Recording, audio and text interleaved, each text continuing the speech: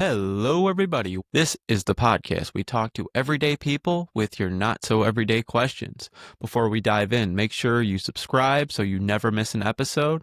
Let's get into it. Hello, everybody. Welcome back to Every Day is Friday. I'm your host. And today I've got two exciting guests with us.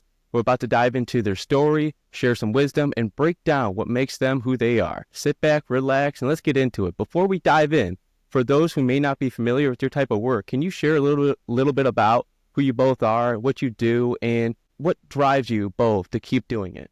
I'll do like the general overview. So together we are Team Create Yourself, and we also have two other assistant coaches, Alex and Brittany under us, who are awesome. So she's a physician assistant. So she worked in both sides of medical. So she worked in the hospital, then she worked at a doctor's office. Now she currently works at a wellness clinic, but she specializes in functional health. So she doesn't just care about preventing you from dying. She wants to actually optimize your performance as a human. So look your best, feel your best, function your best. And that's also what we're all about here at TCY. I do have some bodybuilding clients, but mostly I specialize in high performers, so entrepreneurs, CEOs, people of that type that are very worried about their productivity, but also how they look and how they function.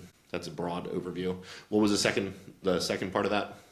What drives us? What drives us? You can talk from there if you want. Yeah, I mean, I think a lot of it is honestly like our personal goals too. We both have always been very much into health and fitness, and I have always been in the medical field since I was 16, so I'm like 15, 16 years into the medical field.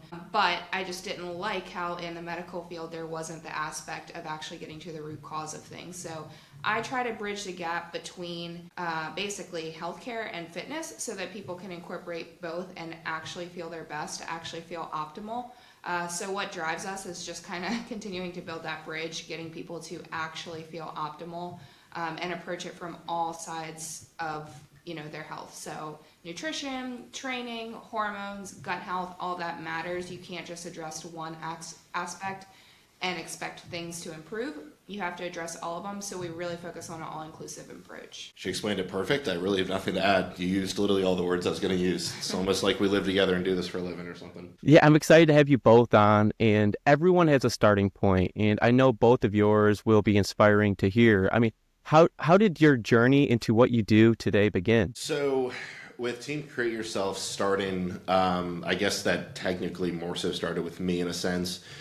So I officially started Team Create Yourself about 3 years ago or so, when I went full time with doing this, and I'll get into that story because it's pretty cool. But I've basically been helping people at least lose weight since I was like 12 or 13. The first time I picked up a weight, I was 12. I was able to curl 20s with god-awful form. My friend Cruz was able to curl 25s. And so instantly, I was competitive, and I was like, all right, well, I want to get better than that. I was kind of chubby at the time, which is the only time in my life I'd ever really been chubby, and I liked how I looked. That whole year I'd been moving around a lot and stuff. So I was like, I went to bodybuilding.com because that was a place to go at the time. There was that. There was old school forums. There was like T-Nation, stuff like that. There wasn't all the YouTube and really great sources that there are now. And I just started obsessing and studying as much as I could. Looking back, some of that stuff was accurate. Some of it was just complete marketing BS. But it gave me a pretty solid base, and I was able to start changing my body, and I was like, wow, this is awesome. I can change how I look. Like that, just the fact that you can do that as a human, I think is really cool and really empowering. And I think if more people realize that, like, yes, it can be hard in the sense of, like, if you really, really, really are dealing with years and years of bad habits, it takes a little bit more work to unwork it. There's no way around that.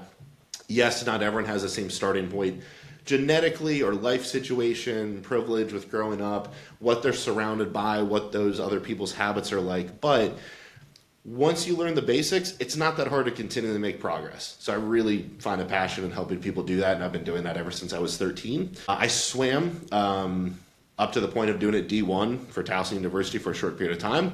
There was a whole coaching scandal there, so I kind of hopped off of that when that started being a thing.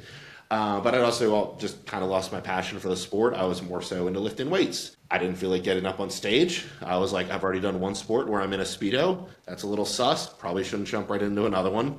But I liked competing, so I did powerlifting for a little bit.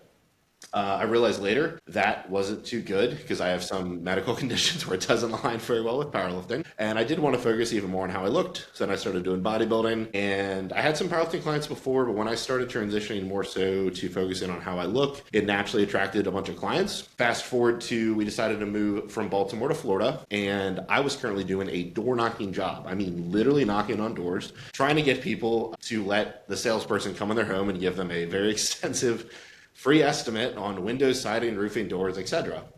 As you can imagine, you deal with a lot of rejection, you build up a lot of sales skills, and anything feels easy after walking around in Baltimore, sometimes in 20-degree or colder weather in the winter, getting guns pulled on you, a bunch of crazy stuff like that.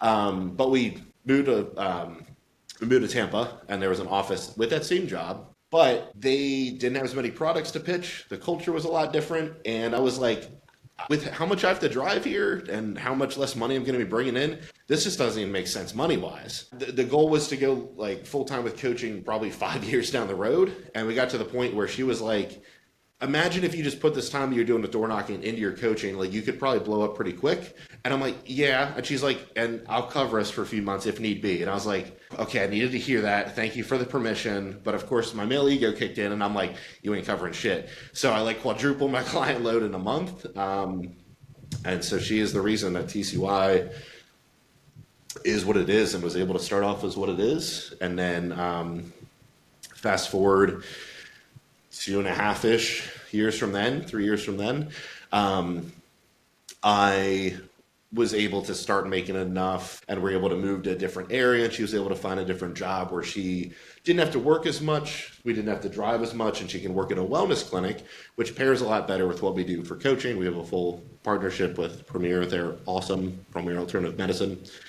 And eventually I was like, why don't you just start taking on clients? Like, you can provide them tremendous services that, yeah, I could take the time to learn, but it's going to be even better coming from someone who has an advanced medical degree, who's a full-on PA. Not many other people are doing that on that level. And I specialize in other things already. So I was like, well, I'll handle the PEDs and peptides. I'll handle this different niche. I'm like, you go full in with thyroid, gut health, female hormones, all of that stuff. And together, our knowledge base will be tremendous. And we talk about everything all the time. So through that, we've gotten pretty good with the communication piece. So that's kind of how it's worked from my end. Yeah, and I mean, obviously I agree with that entire story. From my perspective, like I said, I've been in healthcare since I was 16, and I thought that I was going to be in conventional medicine for a lot longer just because of certain situations with like my loans and things like that.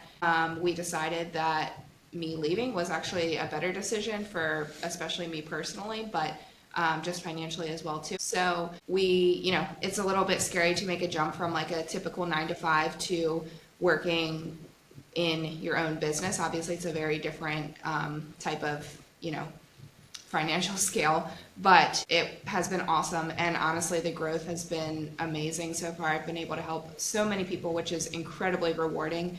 And a lot of people need the help. If you go out and talk to pretty much any woman between their 30s and 50s, they have some sort of gut or hormone issues that they need to address. So I have a lot of clients in that group of people, and yeah, it's been really rewarding to be able to do both. Like, I still work at the wellness clinic about 20 hours a week, and I continue to incorporate that with my clients. If anyone needs to be seen at the wellness clinic, needs any prescriptions, anything like that, it all goes together, and it's just a really awesome system that we have. Yeah, you don't hear stories like this every day, and I know a lot of listeners will resonate with the stories you guys just told.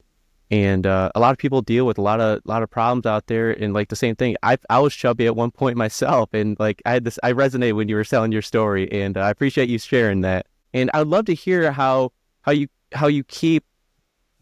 what keeps you both excited every day, and what's your favorite part of what you do? The bodily transformations are definitely cool. I mean, that's it's a very marketable one, of course. We're very visual creatures, especially men, and it is really cool to just be like, oh my God, they look like this, now they look like this, and you know that they're obviously super happy about it. But honestly, I think my favorite wins, and the thing that really, really keeps us going, and that we just wake up and we're just like ready to work from the get-go and just so hype about it every single day, is some of the either non-physique wins or just kind of like indirectly resulting from that, the increased confidence that people have. So like a lot of the single younger guys that I coach, they feel so much more empowered to actually like put themselves out there, which you have to do if you want to find someone that you're going to eventually settle down with. Like, yes, you can hop on dating apps and stuff, but especially in person, they feel so much more comfortable talking to people. And I work with them too. I'm like, hey, the worst that happens is they say no, basically, or they put you in a group chat maybe if you're a little creepy on accident, but it's literally the worst that happens. She will have clients that are like, yeah, I was pooping once every 5 days. I just felt like a rock just lived in my lower abdomen every single day. And sometimes she can fix them as quick as like 3 weeks. Yeah. I'm like, you just changed their life in three weeks. You can hop in on that. I would say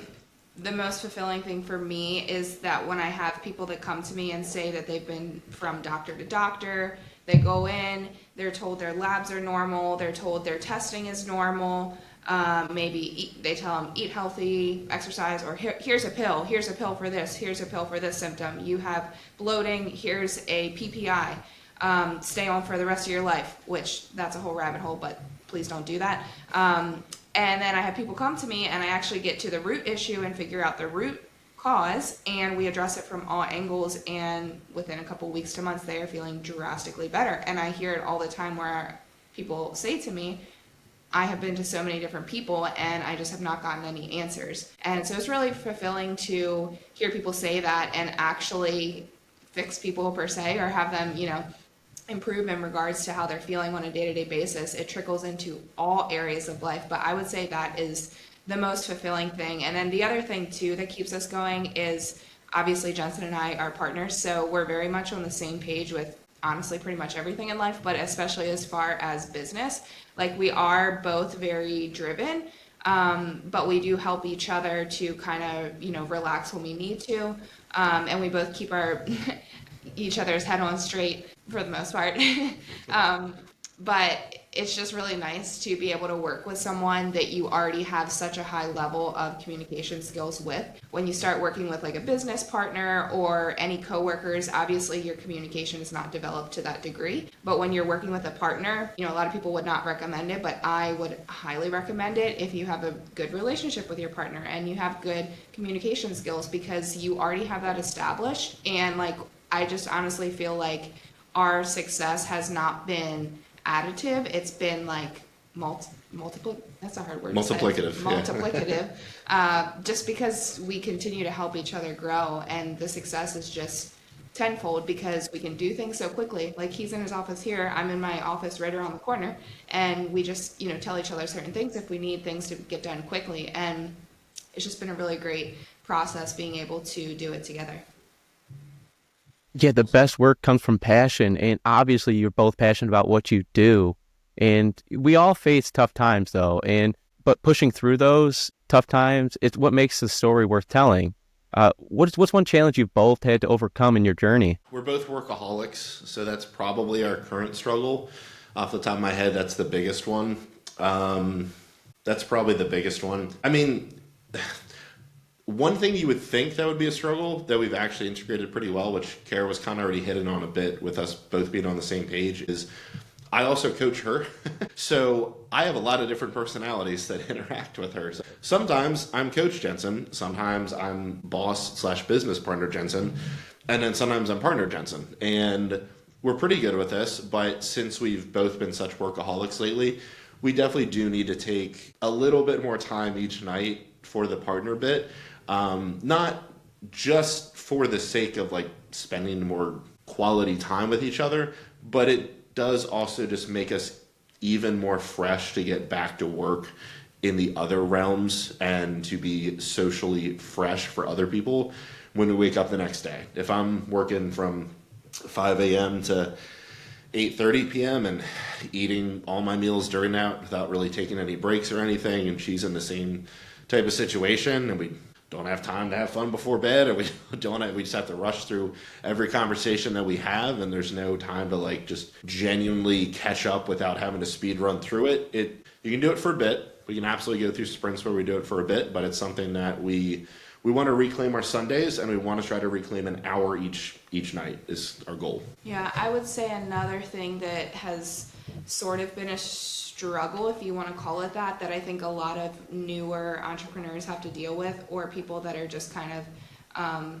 leveling up, if that's what you want to call it, is, I guess, what people call like the lonely chapter. So even though on Instagram, like, we might have pictures of us at the beach and like at the gym and all these things, and it looks like our life is very fun and engaging, our life on a day-to-day basis is pretty boring and pretty not social at all. And the reason being is we honestly can't relate to a lot of people that we used to have relationships with, like, so a lot of like family and things like that. Of course, we still stay in contact and we appreciate them and we love them, but they're just, you know, not on the same level as far as work ethic, and they have very different careers, and we, you know, work very hard, and we are working to build our business, and it does require a lot of time and commitment. And then also same thing in regards to friends. So there's a lot of friends that kind of are from like our old life, our previous life, if you want to call it that, and they just really don't align with our lifestyle now, and we don't have any hard feelings against them by any means. It's just that they're not the type of people that we really need to surround ourselves with at this time. And so we're kind of, you know, branching out, like trying to meet newer people and people that we look up to more. Of course, there's a saying like, you're the most similar to the 5 people you're around the most, and it is very true. So you do have to kind of change your friend group if they are not also leveling up with you. So that can be a little bit tough. I know a lot of people talk about in regards to like entrepreneurship and things like that, but it can be tough mentally. Like, it can, you know, get to you when you feel like you don't have that same like base group of friends that you would typically fall back on when you want to vent about something, or when you want to go out and just like have fun or whatever. Like, we really don't do that much anymore. So yeah, I would say that's another thing that's a little bit tricky. Yeah, I call that grieving the loss of the old you. So we've been through a lot of different transformations together. I'm quite different than when she met me. I was a red hot 24-year-old. I was a lot less emotionally controlled, a lot less ambitious, a lot less clear on my path in life when she met me. And in order to get to where I am now at 28, it's taken quite a bit of ego deaths, so to speak. I mean that in multiple senses. But each time you do, it's always worth it. But it is really tough because there's certain people that you want to bring up with you, and they say that they're about it, but their actions just never show it. And it gets to the point where, especially if they're asking for time and energy and free information constantly from you, it gets to the point where if you don't give them less of that time and energy, you end up resenting them. So it becomes a kindness to only give them what you think they will actually positively use. I'm not going to give someone the same advice 5 times anymore like I used to. That must have been tough, but it sounds like it shaped you both in big ways. I mean, sometimes one lesson can change everything. I know your insights could help someone listening. What's a lesson you've learned that still sticks with you today? Oh man, we listen to so many hours of self-development and personal development podcasts. I'm sure there's got to be one off the top of our head. I can share one that has been really helpful for me recently over the past few months. On the scale of like anxiety to depression, I have always tended to sit more on the anxiety side, and I've always focused on what I need to be doing next, what I need to be doing better, a lot of racing thoughts, not necessarily in a bad sense per se, but I honestly feel like it's driven me to be as successful as I am as far as my career and things like that. But one thing that I tend to do is overthink, and I think a lot of people can relate to that, especially when there's a scenario, maybe with an interpersonal relationship where things did not go as planned, or it's just a tough situation, or it's something that maybe really can't be resolved, and you just overthink and you replay those conversations. You think like how I could have said things better, what I could have done better, what I would say if I talked to them again. Like, you just replay these things over and over again that really aren't providing you any benefit anymore, but you feel like you can't control your mind, you can't stop yourself from thinking of those things. So one thing that I have kind of been focusing on, that I think it was initiated because some like Instagram post you sent me or something, but it was basically like, sometimes you need to just start doing and stop thinking. So like, instead of trying to tell yourself, stop overthinking, get out of this thought cycle, start thinking about something else. Like, sometimes you just really can't force yourself to do that, no matter how much you try. And sometimes it's one of those things where the harder you try, the worse it gets. Like, the more you actually start thinking about it. So what I started doing is I just started doing my tasks. Like, I still need to check in with my clients. And, you know, it's not to say that you should ignore your feelings and push everything under the rug. This is different. This is when you are overthinking and it is really not providing any benefit anymore. There's nothing else to work through. It's just constantly going through your mind. And I think sometimes it can be helpful to just start doing shit. So like, whether it's like going to the gym, whether it's actually physically talking to someone. If you're physically talking to someone, there's a good chance you're probably not stuck in your head anymore. So just doing something and kind of distracting yourself from those thoughts, and then eventually they just kind of pass. So that has been something that is helpful personally for me. And I think a lot of people could relate to that tend to be on the side of more overthinking and anxiety. That was really good. That was really good. She's explained that to me before, but kind of in different words, and that kind of hit even better this time when you explained that. So, love you.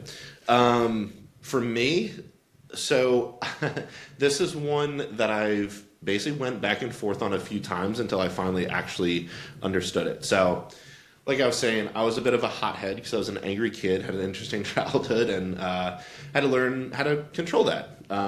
But then at some point, basically when I went full time with coaching, I was like, wow, this is already, I'm like, I live in Florida and I'm doing what I want to for a living and I'm 24. This is already my dream life. So I then turned into this guy that was like extra rambly, super duper bubbly, like extra social, just very freely gave away my time and everything. So I'm like, I already made it. And that's cool, and people pleasing can be cool, but at a certain point I got kind of like ambitious again, and I also realized, okay, to provide the type of life that we want for our future kids and grandkids, a sense of freedom that we want, we got to scale a bit with our business. And once I figured out what that required, I had to be a bit more cutthroat with my time. And I also was just very rambly with my clients. Basically, I just thought the more time and energy, not exactly how it works. Now what I realized is, yes, there was a time before where I was being a dick. Then there was a time where I was just floofy and I was maybe nice, but not always like kind. Now I really focus on kindness over niceness. So I define niceness as people pleasing, telling people what they want to hear, but not necessarily telling them what they need to hear. As a coach, you got to tell people what they need to hear. You need to package it in a way that it will be absorbed, because communication occurs on the receiver's end, but it has never gone poorly when I've told someone something that they needed to hear in the long term. I've lost plenty of friends for it. I've lost plenty of clients for it. I've lost plenty of leads for it. But the thing is, if you tell someone the truth based on your best knowledge, the information that you've gathered, you basically ask permission to say it, and you package it as nicely as you can, whatever happens next is the best thing that can happen. And once I fully gave into that energy, I was able to help people a lot more. I was able to reclaim a lot more of my time, and I was able to actually close sales too, which like is an important part of coaching too. So that's a pretty big one that's been fun for me to finally understand and embrace. It's powerful. I mean, you don't hear stories like that every day. And I mean, learning from those who've been there is the best way to grow. That's what I like to say. If someone wanted to follow in like your footsteps, what advice would you give them? Hire us as your mentors. There's the cop-out answer. Yeah, they could do that. But basically, well, I mean, I guess our journeys are a little bit different. If you want to be a PA, you got to get your formal education. There's no way around that. So you better be getting good grades, and you better be, trying to do not an apprenticeship, but internships as early as you can, and figuring out what schools you want to go to, and figuring out how you can best get into them, and all that, and maybe what you want to specialize in at some point. You just got to be really on top of your kind of traditional formal education route stuff. And then when it comes to transitioning to functional health coaching from that, or standard fitness coaching, or the unique thing that we have, I have my formal education too with a 4-year degree. I would say maybe a master's would be useful as well. I think a PhD. Past the point of master's, not much is going to be applicable. Mm-hmm. Even at the master's level, my friends that have masters say it's not that much more helpful, but it's not that much more time. So in a perfect world, maybe you get your master's. in exercise physiology or nutrition or something like that. While you're doing that, just start building your business. So the easiest thing to do, we live in the golden age of starting a social media platform or account from scratch. Thanks to TikTokification, it doesn't really matter how many followers you have in a lot of senses. It just matters that you're putting out good content that people are going to watch past the first 3 seconds of, find something useful from, and then ideally we'll keep watching your stuff after from. Ideally also go to your long form. So learn as much as you can, learn how to communicate it, post consistently about it, and then just genuinely be the best coach that you can. So you start building up transformations early on and learn the hands-on skills. Man, even if you suck at any other form of marketing or sales or whatever, if you're doing those things, you're going to grow over time and you're going to have some fun doing it. So just starting early with all of that, it won't not work. Yeah, I would say the more hands-on experience you can get, the better. I have done a lot of different mentorships, boot camps, a lot of different stuff to progress my knowledge from what I learned in PA school to functional health. And that's all great. And I'm glad I have that base. And I still go back to those notes all the time. But I have learned a lot just from working with clients, figuring out what actually works in the real world, what supplements, what diet changes really are realistic for people. So the more hands-on experience you can get, if you could start mentoring with someone that has done all these things, you will bypass like 5 years of time and be able to gain their knowledge.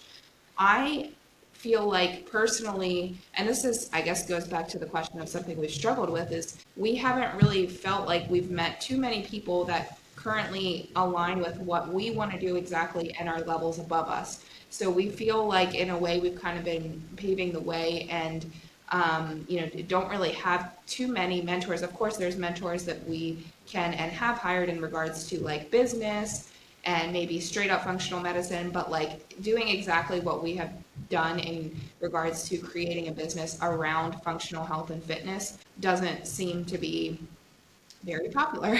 So we don't feel like we've personally had a lot of like really, really great mentors that have done exactly what we've done. So again, if you want to do something very similar to this, would definitely recommend finding someone similar to your field and just straight up asking them if you could get mentored by them. They may already have a program or something for it. Like for example, one of our assistant coaches is also a physician assistant, and she just straight up asked me like, "Can you mentor me? You basically do exactly what I want to do," and that's what initiated me wanting to start mentoring people. Because she just straight up asked me, and I was like, "Well, I guess I can do that. Like, I have a lot of information that I could share with people, so why not?" Yeah, definitely more people need to hear about that. And I like to say it's about the journey, not the destination, but the personal development throughout the journey. And it's so powerful how people need to go chase after their dreams because their dreams won't chase them. This is like the Friday mindset part of the show. I like to dig into your journey and your mindset and the moment that shaped you into you. And these questions will change, inspire, and maybe like change how we see things. And let's break it down. I mean, your personal journeys and transformations. I mean, sometimes all it takes is like one moment to shift your entire direction. What was one of the biggest turning points in your life that changed everything for you? I mean, recently I would say when we decided that I should leave conventional medicine, like that's a pretty recent, well, not, I mean, it's been over a year, but that was a pretty big turning point for me because I just kind of thought I was always locked into it. And you just follow these, like when you're in school and you're projected to be a PA or anyone, like any type of medical provider, you just follow these steps basically, like you get your undergrad degree and then you go to get your master's and then you get a job and then you like maybe get a better job and then maybe you get a kind of better job, but they don't really progress much or change much. It's just a different variation of the same thing. So for me, when we decided I would leave conventional medicine and I would kind of pursue working with our own business, it was just such a mindset shift because when you're in conventional medicine, patients come to you. There is no shortage of patients whatsoever. You just are completely overloaded at all times. That's just how healthcare is in the US. And you don't do any type of marketing for yourself. You don't have to market yourself or sell yourself or anything like that. So that was a really big shift for me because I felt like at that point prior I wasn't capable. And when Basically people think that in order to do something you need to find confidence, but how you become confident is by doing things that you think you can't do. So once we made the shift to where I was no longer going to be in conventional medicine, it was more so about me actually marketing myself and selling myself. And I initially thought I couldn't do that and realized like I'm actually doing that. That has built a lot of confidence in me as a person. And that goes for anything in life. Like you have to be able to just start doing things, and then that's how you establish confidence. So that's been a big thing for me recently. I'm not sure if you have something. I think the biggest thing for me, so this was kind of a shift gradually from 24 to 28, but I would say it really hit home probably around, I don't know, 25 or 26, which might partially be because for guys around age 25, it's when your frontal cortex, your long-term thinking, your ability to sit and actually ponder things for a few seconds before speaking or having any knee-jerk reaction is more fully developed. But I had a victim mindset from my childhood, but more so from some acute traumas that occurred in college and shortly after. And when I went to therapy, God bless them, they did all they could, but telling me all my issues and basically just giving me an excuse to not live up to my fullest potential, I don't really think did a lot of good for me. I think therapy can absolutely be great, can play a great role, but I don't think it worked very well for me. I don't think it works very well for a lot of guys. It's not actually built specifically for guys, fun fact. And once I kind of just started getting more in the mindset of I need to just do stuff and not worry so much about how I feel, life suddenly got better. But the main thing that I removed from my mind is I was like, you're not a victim of anything. Meaning everyone has a different starting spot. Everyone has challenges that they go through. But if you switch it from, I'm a victim of this and this and this to these are challenges that I was gifted so that I can get stronger through overcoming them. That switch to a growth mindset from that, everything's been pretty easy ever since because I know the only way that I'll lose at something is if I give up. That's the only way you lose at something is if you give up. Everything else, even if you have to push back the timeline from some unrealistic goal you said, you'll eventually accomplish it. So No, I totally relate to that. And life has a funny way to teaching us lessons. And hindsight can be 20/20. If you could go back to when you first started, what was one thing you wish you would do differently? Be even more honest with clients and realize that giving discounts is pretty stupid. The people that are can you do it for cheaper, come with the most problems. They weigh you down. You got to learn how to say no. You got to learn how to have people pay you for what you're worth. You got to have confidence in it. And when you start acting like your time is important, people recognize that and they'll use your time more wisely. They'll respect you more. And your time just generally does become more important from that. So even if you're not that busy yet, this would be a controversial take, but I would say kind of act like you're busy. I mean, if you're in the entrepreneurial space at all, there's no shortage of stuff that you can ever do. Especially with social media, there's always something that you can be creating or working to make the next thing even better or gathering data from or something that you can learn from your skill. I mean, there is always something you can be doing.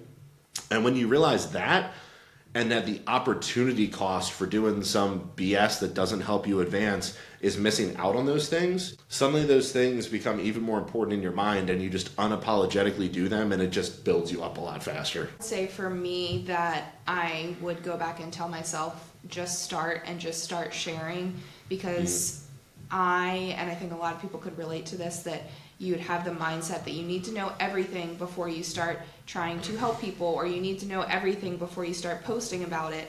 And the thing is, like, you have your own personal experiences that would help a lot of people. And I was very nervous to start posting on social media and things like that because I felt like I didn't know enough, new into functional medicine, and why would anyone listen to me? But realistically, I still have 15 years experience in the medical field where I was still incorporating functional medicine into my practice at that point. So I still have that level of experience that is still very valuable. And the thing is, if you don't start posting, you're not going to be able to gain the experience. So the more that you do, even if it's not 100% perfect, just start doing it. Just start sharing your story. Just start speaking to people about it, because that is how you actually build experience. And if you keep saying, I'm going to do it when I learn more, I'm going to do it when I learn more, I'm going to do it after I do this mentorship, I'm going to post after I finish, this video call, whatever, you'll never do it, because there's always something else to learn, especially when it comes to health and fitness and medicine. That makes sense. And I feel like a lot of people can relate to that.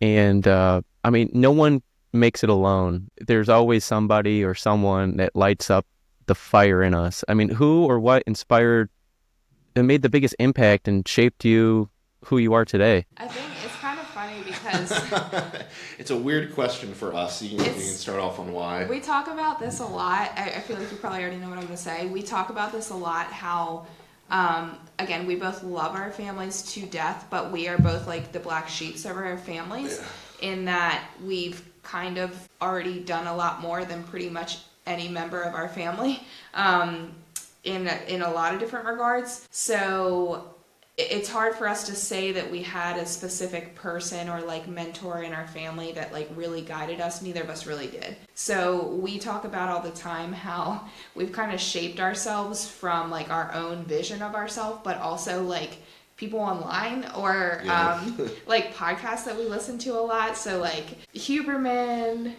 Chris Williamson, I'm trying to think who else. Hormozy with business stuff for sure. Yeah, with business stuff. So like these people that we don't even know have kind of shaped us to some degree. And it sounds silly, but I think anyone that has kind of progressed their like familial lineage, legacy. Yeah, exactly. There's people that have already like progressed that would kind of relate to that. Of course, we've had some friends and stuff that have helped us out along the way that have been super amazing. But to be honest, I don't know if I can think of like one person that completely pushed or shaped me to be.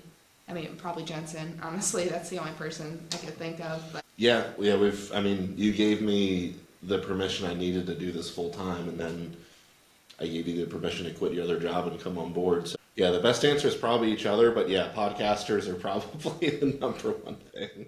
That's such a good point, and I love your answers, by the way, and I resonate to that, because you got to really figure out, like, you got to know yourself, know thyself in a lot of things you do, and you guys are chasing after your dreams, and it's really inspiring what you both do. And I really want to know, what does success mean to you? I mean, success means something different for everyone. I mean, how do you personally define success? I define success on the largest time horizon that I can, at least for my life, and a little bit beyond that, as idealistic as that sounds. This is really how I do try to think about it, and how I try to inspire myself and consider actions and hold myself back from taking certain actions that I shouldn't. Not perfect at it, but it's just how I think about it. I think about when I'm laying on my deathbed, hopefully surrounded by my loved ones, what things am I going to be the most proud of that put out good into the world? So those are going to be the things such as being a great role model for our children and their children, and hopefully we're alive to see their children, but even if not, we'll still indirectly have a role. All of our clients, all of our mentees, anyone that watches our stuff on the internet, in person, whatever, I want to have a positive difference as much as I possibly can, even if they don't like me, because I know that's going to be a big thing with fatherhood, is it doesn't matter if they like you, it matters the impact that you have on them. So as weirdly paternalistic as it sounds, I try to think about that with like everyone that I meet. I'm like, I'm here to help you. I don't give a crap if you like me, to be honest. Maybe that's egotistical, but whatever. It's better than the opposite of people pleasing and being a bad person just to appease people. So how I put that into play is trying to make sure that everything that I do is good. So being a stand-up person, but you can enact a lot more good if you're also a stand-out person. So if you're not a stand-up person, but you're a stand-out person, then you're putting a lot of bad out there. It's really bad. Hopefully, just sit back down. The world doesn't need you. But if you're a stand-up person and a stand-out person, then you're not just a good person. You're a good person that's helping as many people as you possibly can. So when I think of the person who's like really, really good at that, I think of someone like Ed Milet, for example. There's someone like that. It's just the first one that came to my mind. So I try to live my life in a way that is inspirational, aspirational, helpful, like that. So like Arnold said, he was like, stay busy, stay useful. It's a pretty good way to go about it if you're focused on the right things. And if I ever I'm just working really, really, really hard and not allowing myself to have enough time to catch up to then make sure that I'm focused on the right things, being stand up. I take a beach day, I do some spicy mushrooms, and I realign myself.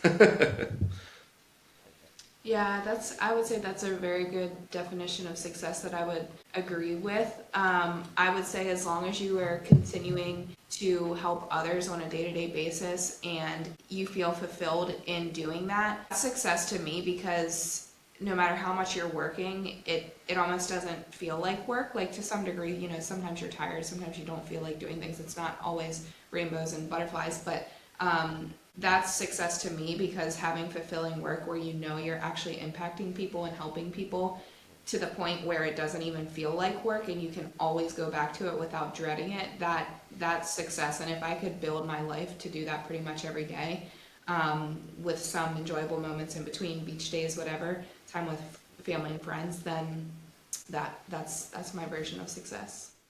Yeah, success isn't about just talent. It's the little things we do every day that can be game changing.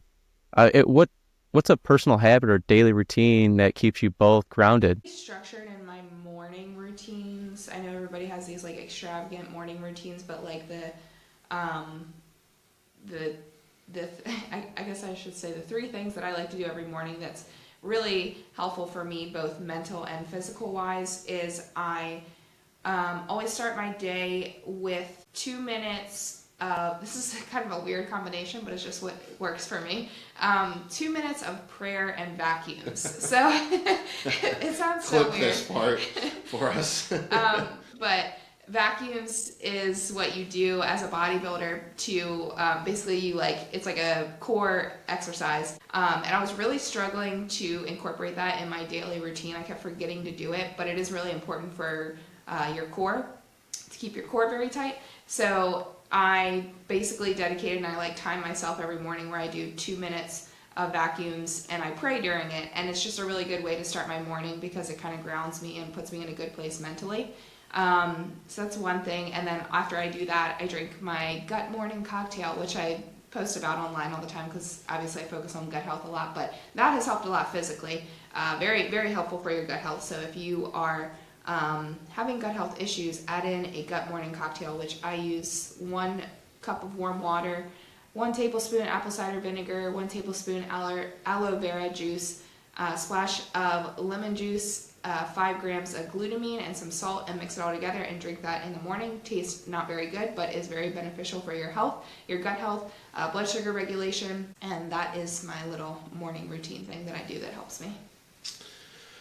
And then on the other end, because my nights, my whole day is organized, but I organize it at night. I have a running to-do list, so there's one for every day. Things that are time sensitive, so like us meeting at 2, sales call that I have at 3:30 after, another call after that. Like I have those in there, and those are at the top. So it's like, okay, I need to make sure that, usually the night before, I have the alarm set for like 10 minutes before or whatever, so I can make sure, got lotion on my face, got my mic set up, all that stuff for those things. And then under that, I'll fill in other things for the day that I know I probably won't forget anyway, but I have to do that day. And then under that are the other tasks that I have to do that may be somewhat time sensitive, but they're not literally having to be done when those calls and such are.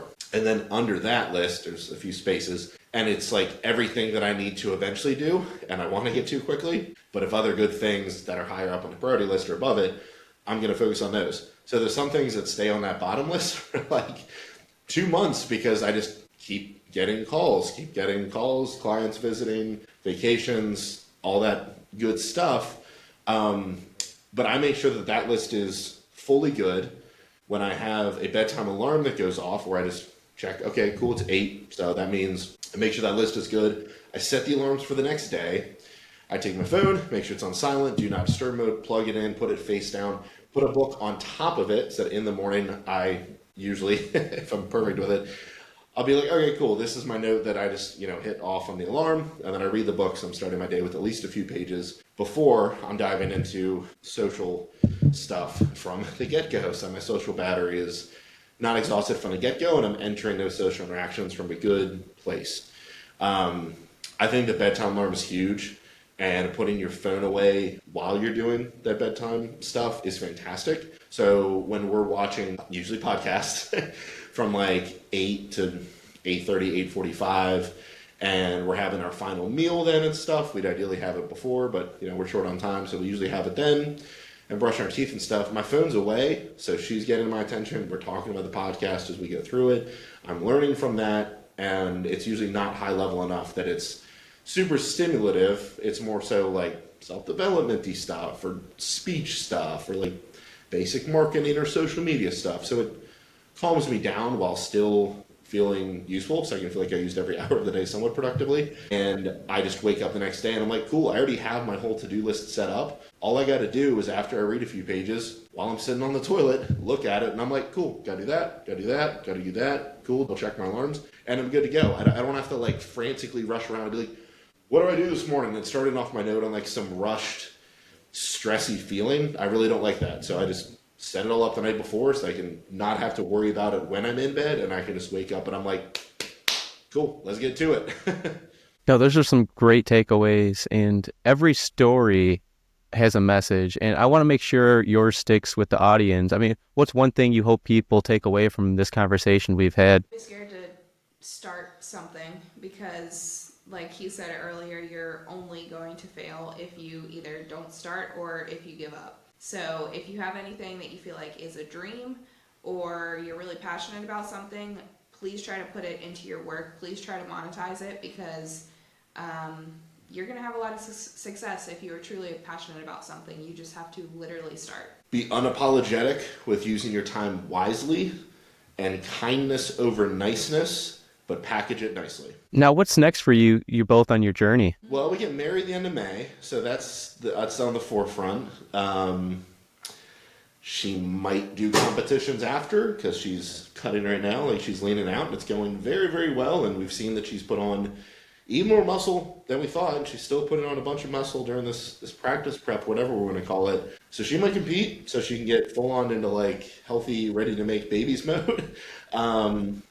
I've had to pull back from body mode a little bit for health reasons, so I'm going to be transitioning more so into full DILF mode, as I call it. So I'll be getting back into doing some forms of cardio, and with an intensity that I haven't done in a bit. So I'll be getting back into swimming, back into biking some, back into some more mobility work. But situating my life in a way where I can focus even more on business, because I really, really am enjoying this right now. So I'm just in the process of going from what I call meathead Jensen to fully mature Jensen. So I'm just figuring out that journey. Most days I love it. Other days I'm like, man, I would really love to use fun bodybuilding, drugs, eat a ton of food, scream in the gym, and spend 3 hours there. But I have other responsibilities, and at the end of the day, I'm glad when I actually prioritize wisely.